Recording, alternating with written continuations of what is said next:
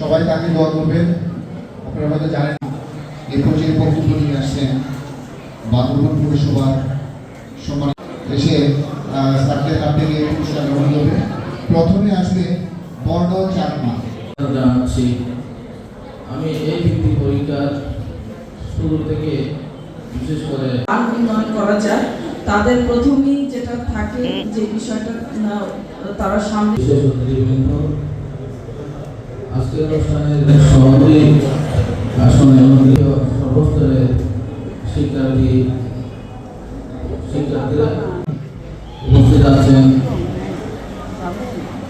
বিভিন্ন করার মতো একটা আমার ইচ্ছা ছিল, সেই সুযোগটা পেয়ে আমি কারণ তার যে স্কুলে তিনি পড়াচ্ছেন বর্তমানে, সেখানে তিনি নিজে কিন্তু অত শিক্ষিত না, তাও তেমন নাই, খুব ভালো স্কুলে তিনি পড়াতে পারছেন না। এই জন্যই আমার কাছে আসেন যে আমাদের কালীপুর অবস্থানে রয়েছে বান্দরবান, কিন্তু একটা দিকে আমরা আসলেই পিছিয়ে আছি, এটা মানে অস্বীকার আছে। জেলা পরিষদ আছে, সেই প্রতিষ্ঠানগুলো কিন্তু আমাদের এই ছাত্রছাত্রীদের পাশে আমরা সবসময় দাঁড়িয়ে থাকি, তাদেরকে একটু এগিয়ে সাথে আসে তাদের বিভিন্ন শিক্ষা উপকরণ কেনার জন্য কিংবা হচ্ছে পরীক্ষা দিতে না পারার কারণে।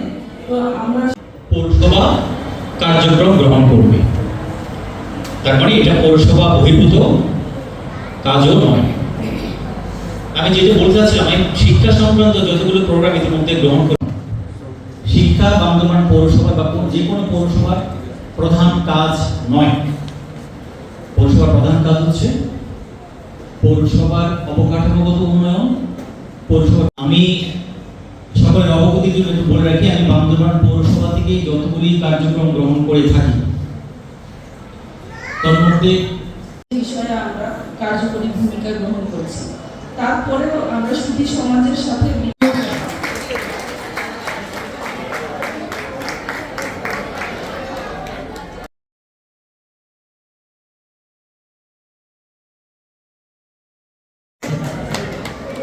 সৈয়দা মাইমুনা খালেদা নাওফা,